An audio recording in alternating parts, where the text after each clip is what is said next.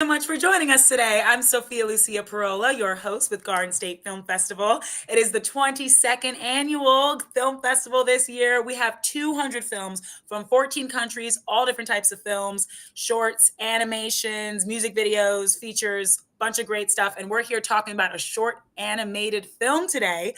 Here with me is filmmaker Christopher Schoner. Chris, how are you? I'm doing fantastic. Amazing. I'm doing fantastic. I love I'm to really hear happy it. to be here. Oh my God, I'm happy. I'm happy that you are here and you took the time out to talk to us. And I'm happy you made Hit and Run. Congratulations on getting accepted. Thank you very much. It is an honor to be accepted, and I'm very proud of this milestone in my career. Oh, me too. I love to hear that. And I can't wait to talk to you about this milestone. But before we get into it, can you tell our audiences a little bit about yourself? Yes, my name is Christopher Schoner. I am a 2D animator from New Jersey, from Cedar Grove, but no one ever knows where that's from. So I always say I'm 30 minutes away from Newark. I've been very passionate about cartoons since I was young, and knew from a very young age that this is what I wanted to do with my life. I love that. And crazy. Born and raised in New Jersey, and I'm one of those people who don't know what that is. But Hit and Run, talk to us about this amazing film. Okay, so Hit and Run is a film about Grim the Reaper and his ghost friend Randy getting into a bit of a fender bender accident, and then shenanigans ensue. The film is reflective of my kind of love of dry, sort of absurdist humor. And Mhm. yeah. And wow, I mean, love that little synopsis, the little teaser leaves us wanting more. What was, I know it's your love of that type of humor, but was there any inspiration for this story itself, or it kind of just like came to you, like why these characters, why this story?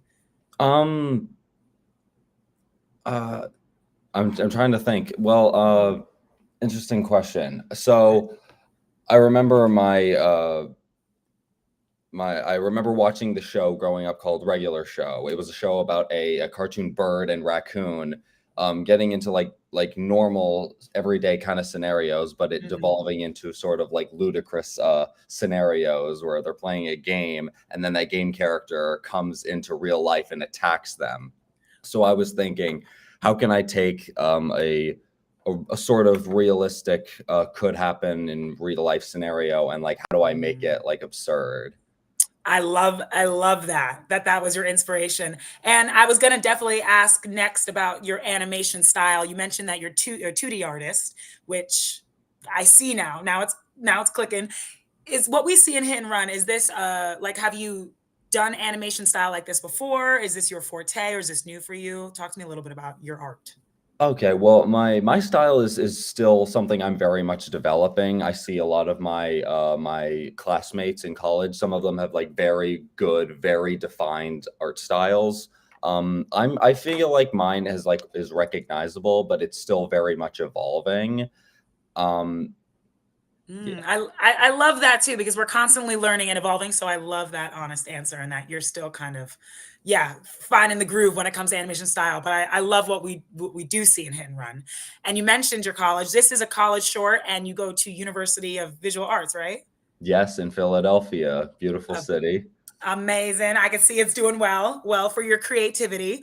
Was this like done in school? When did we make this film, and is it involved with the college at all?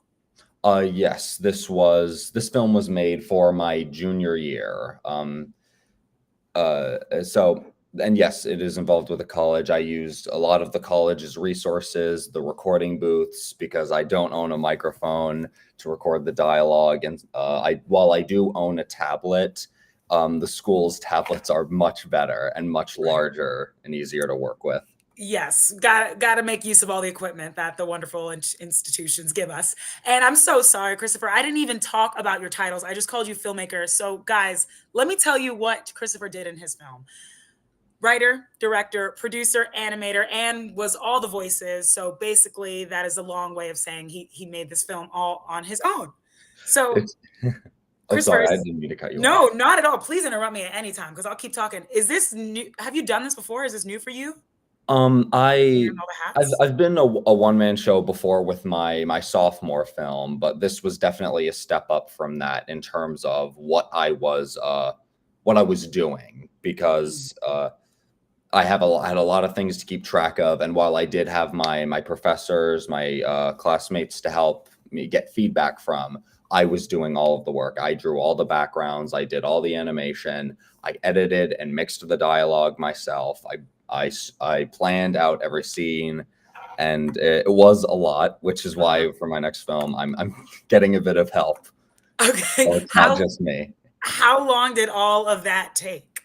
Well, I had 15 weeks to do it all because ordinarily how our college is structured is for the fall semester you would put together what's called an animatic, which is a skeleton of the film. Mm, However, for my junior year, they don't really structure it that way, so where you have to kind of put everything together. You have to do pre-production, production, and post-production in the span of 15 weeks in that semester, and is that like so what we see is about a 3-minute short, right? Or roughly. is that enough time for this? Did you feel crunched for time? I mean, I know you did everything yourself, so clearly it'd be easier if you had some other help, but how was this time period? Well, first of all, there was definitely a crunch. I think there always is, unless you are a much better a planner of your time than me. But it's still something I'm working on.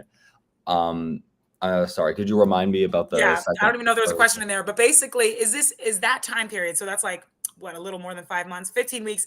Is that would you say enough time for a 3-minute short, or is that like too little of a time, too much? I don't know how animation works. I Is that would have normal? liked more time. I would have, with more time, I could have done more animation. I could have given a bit more depth to the characters because I do wish I could have done more with the film, but Hmm, with the time constraints, with the deadline, there are certain. I'm trying to find the word. There are decisions you have to make. right. The term I believe in film I've heard from my professor is "kill your darlings." Sometimes, Right. Some if it things you just gotta doesn't sacrifice. work with the Uh-huh. timetable, it then if it's going to hinder the film in terms of time, then it's best left out. Right. Okay, so lots I want to talk about still, but I'm specifically really interested in the voices of the characters because you did them all yourself. How did you find these voices and what was it like kind of becoming these characters and recording? Um, So I tried to first when I was thinking about the voices I wanted to give these characters, I thought of like their personalities, like how would they say a certain sentence as opposed to how I would say it. Mhm. But at the end of the day, because they're voiced by and created by me, they're connected to me in some way. But I didn't want them to just be me. I wanted them to Uh-huh. feel somewhat distinct. And Yeah. while I did use audio mixing to sort of change their voices with Grim, the main character in the hat and the beanie. I've pitched his voice down, and for his ghost friend Randy, I pitched my voice up. Mm. Oh, And wow. And I mean, like, what would you say is the hardest process of making this film, if there was one? the hardest process of making the Like the film, hardest I part think, of it, because you had to, yeah, the animation, the voicing, like so much you had to do. Was there any hardest part for you? honestly, I think it was the actual animation of it Mhm. because I'm sitting at my desk for most of the entire day. If I have class that day, I'll go out and like go to class, get something to eat, and come back to my dorm. But like that's it. Right. It's the monotony of it. Uh-huh. I do love it because I feel like you do have to love something in order to go out on a limb like this, to go to college for it and Mhm. dedicate so much of your time to that one thing. Yeah. Especially, yeah, animation, because although I never done myself, I know just seeing videos just so tedious and lots of little like minuscule movements, right? I don't even know. I don't even know if I'm saying this right, but it looks tedious and long. So, Christopher, yes, as we said, you did this all yourself. It was a long process. You have learned a lot. What are some of the things that you learned making this animated film that maybe other people can take or that you'll take with you to your next project? Oh yes, very much so. Firstly is create plans for yourself, create goals for yourself every week in terms of production. Like I want to get the background for this shot done. I want to animate this shot this week and do X, Y, and Z. Because if you're sort of like if it's not structured, if you don't plan it out, then everything kind of just jumps out on you towards the end. Mhm. Otherwise, either you end up like rushing it and like getting it done, or you just don't get it done, which is Right. a real big disappointment, not only to yourself, but for the people who are looking forward to your film, to your work. Absolutely. Plan, plan, plan. Good advice no matter what you're in, especially in the filmmaking world. So thank you for that. And my last question for you, Christopher, is have you ever been to Garden State Film Festival before? And how does it feel to have Hit and Run screened this year at the 22nd Annual Garden State Film Festival? I have not. I have never had the pleasure to go to the festival, although I have wanted to. I figured now is the perfect time, the Yeah, perfect reason. come in with the Um, film.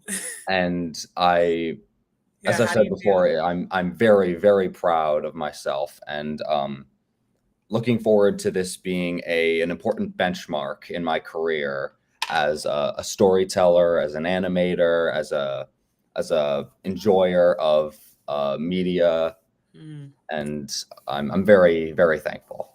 Absolutely. You should be proud of yourself in every way. And I know you said you were a lover of cartoons, which obviously you could feel that passion just talking to you and watching your film, but I'm sure watching that has done so much for you growing up. Are you hoping your work, this film and just your projects in general, what are you hoping they do for audiences when they watch Christopher Schoner's films? Honestly, I I I just hope it makes them laugh at the end of the day, because that's what I want to do. I want to tell stories that make people happy, that make people forget maybe about their troubles at the end of the day, something that they can talk about with their friends and say, "Oh wow, that was cool," and just something to make lives better, something to contribute to the world. I love that. Couldn't think of a better mission, and we need more things to just make us laugh and forget about our worries. So, thank you, Christopher, for making Hit and Run. Congratulations again. It has been a pleasure talking to you about it. Let me tell audiences how they can watch Hit and Run. It will be screening Saturday, March 23rd in the film block 6 to 8:30 p.m. at Berkeley Hotel in Kingsley Ballroom. So, definitely check it out. Meet this amazing artist, and hopefully, I will see you at the Garden State Film Festival, Chris. Awesome. I hope to see you there too. Thank you very much. Thank you. See you guys at the fest. Bye. Have a wonderful day, everyone.